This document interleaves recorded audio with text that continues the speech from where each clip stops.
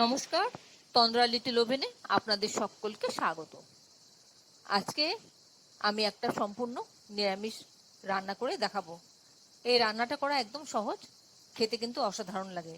আমি আজকে করে দেখাবো আপনাদেরকে কুমড়ো আলুর ডালনা। নামটা শুনে মনে হচ্ছে এ আবার কি রান্না, কিন্তু আপনি দেখুন, খুব ভালো লাগবে রান্নাটা। অবশ্যই একবার ট্রাই করবেন। সহজলভ্য, সবার হাতের সামনে পাওয়া জিনিস দিয়ে আমি এই রান্নাটা করে দেখাচ্ছি। চলুন তাহলে দেখে নিই রেসিপিটা। এর জন্য আমি এখানে কিছু কুমড়ো আর আলু নিয়ে নিয়েছি। কুমড়োটা একটু পাকা দেখে নেবেন, আর একটু রং ধরেছে সেরকম দেখে নেবেন। সাদা সাদা কুমড়োটা নেবেন না, আর একটু মিষ্টি হলে খুবই ভালো হয় এই কুমড়োটা। আর আর হচ্ছে সেদ্ধ করা আলু টুকরো টুকরো করে নেওয়া। এবার কড়াতে সর্ষের তেল দিয়ে দিলাম। তেলটা একটু গরম হোক, তেলটা চারিদিকে ছড়িয়ে দিচ্ছি। এবার প্রথমে আমি আলু সেদ্ধ করা যে টুকরোগুলি সেগুলো আমি ভেজে নিচ্ছি। আলুগুলো এর মধ্যে একটু নুন আর একটু হলুদ গুঁড়ো দিয়ে দিলাম। এবার ভালো করে লাল লাল করে ভেজে আমি তুলে নেব।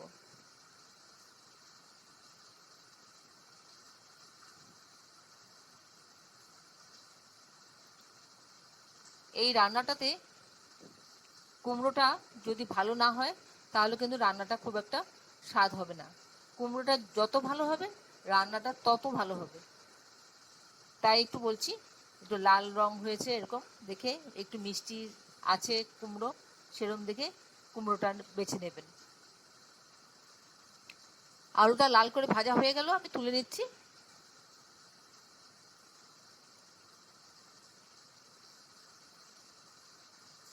এবার ওই তেলেই আমি কটা মটর ডালের বড়ি দিয়ে দিলাম।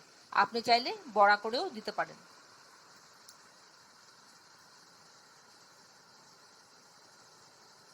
বড়িগুলি ভেজে আমি তুলে নিচ্ছি। এবার ওই তেলেই শুকনো লঙ্কা দিলাম একটা, আর দিলাম গোটা জিরে হাফ টিস্পুন, আর দিলাম একটা তেজপাতা ফোড়নে। এই তিনটা জিনিস যখন সুন্দর একটা ফ্লেভার বেরোবে, অ্যারোমা একটা বেরোবে, তখন আমি এর মধ্যে দিয়ে দেব জিরে বাটা, আদা বাটা, হলুদ গুঁড়ো আর কাঁচা লঙ্কা। আপনি চাইলে শুকনো লঙ্কাও দিতে পারেন। আর একটু জল দিয়ে ভালো করে মিশিয়ে মশলাটা ভেজে নিচ্ছি। এই রান্নাটার মধ্যে আমি যদিও নারকেল দেইনি, নারকেল কোড়া, যদি আপনি নারকেল কোড়া দিতে চান দিতে পারেন। যে নারকেল কোড়া দিলে আরও বেশি স্বাদ হবে।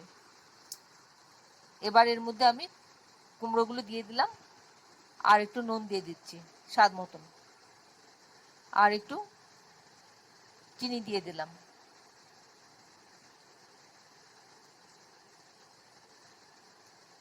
দিয়ে ভালো করে নেড়ে চেড়ে একটু কষিয়ে নিচ্ছি।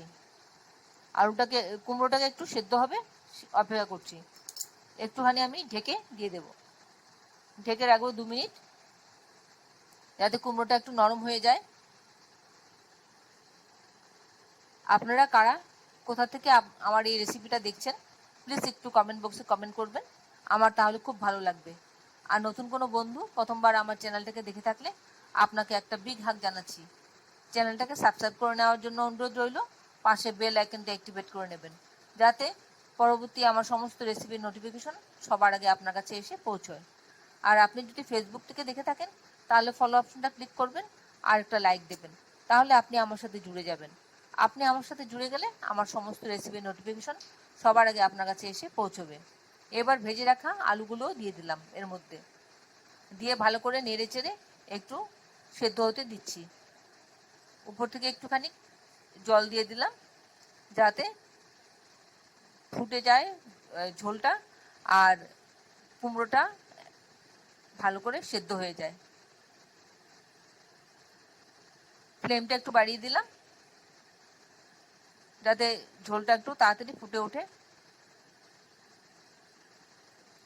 আপনারা যারা এখন পর্যন্ত আমার চ্যানেলটাকে সাবস্ক্রাইব করেননি, ঝটপট সাবস্ক্রাইব করে নিন। আপনাদেরকে আমাদের মাঝে দেখতে পেলে আমাদের খুব ভালো লাগবে। এই রান্নাটা কিন্তু খেতে খুব সুস্বাদু হয়, একটু মিষ্টি মিষ্টি হয় খেতে, কিন্তু খুব ভালো লাগে খেতে। এবার ঝোলটা একটু ফুটে আসছে, আমি আবার ঢেকে দিয়েছি, ঢেকে দিয়ে আবার ঢাকনাটা খুলে দিলাম। এখন 1 মিনিট বাদে কুমড়োটা আর একটু সেদ্ধ হওয়া বাকি রয়েছে, সেজন্য আমি একটু ঢেকে দিয়েছিলাম।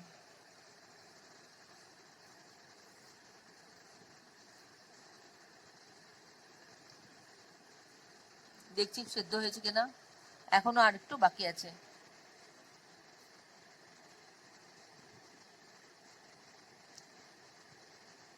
উপর থেকে আমি একটু গরম মশলা দিয়ে দিলাম, দিয়ে খানিকক্ষণ আবার নাড়াচাড়া করব, করে একটু ঢেকে রাখবো।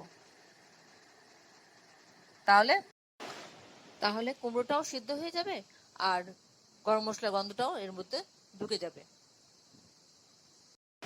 আশা করি আপনাদের আমার এই রেসিপিটা ভালো লেগেছে। যদি ভালো লেগে থাকে তাহলে একটা লাইক দেবেন আর বন্ধুদের সাথে অনেক অনেক শেয়ার করবেন।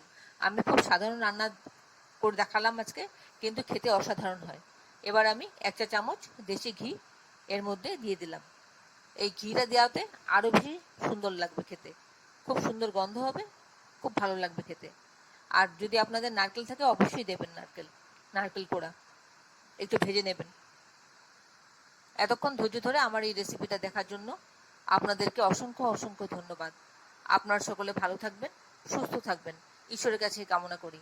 আর এই ধরনের নতুন নতুন রেসিপি দেখতে আমার চ্যানেলটাকে সাবস্ক্রাইব করে নেবেন, পাশে বেল আইকনটা অ্যাক্টিভেট করে নেবেন, যাতে পরবর্তী আমার সমস্ত রেসিপির নোটিফিকেশন সবার আগে আপনার কাছে এসে পৌঁছয়। আমি 1 মিনিট স্ট্যান্ডিং টাইম দিয়ে প্লেটিং করে নিলাম। যদি আপনাদের কোনো প্রশ্ন থাকে আমার এই রেসিপি সম্পর্কে কমেন্টসে জানিয়ে দেবেন, আমি আপনাদের প্রশ্নের উত্তর দিয়ে দেব। রান্নাটা অবশ্যই একবার করবেন, করে খাবেন, খেয়ে কেমন লাগলো কমেন্টসে জানাতে ভুলবেন না। আমি আপনাদের কমেন্টসে অপেক্ষা করি, আপনাদের কমেন্টস করতে আমার খুব ভালো লাগে। আর আমি এই রান্নাটাতে যা যা ব্যবহার করেছি সবই সহজলভ্য, সবই হাতের কাছে পাওয়া জিনিস, তাই খুব অসুবিধা কারোরই হবে না।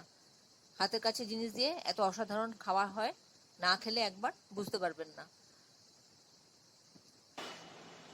তাহলে ভিডিওটা আজকে এখানে শেষ করছি, আবার দেখা হবে আপনাদের সাথে পরবর্তী অন্য কোনো এক রেসিপিতে।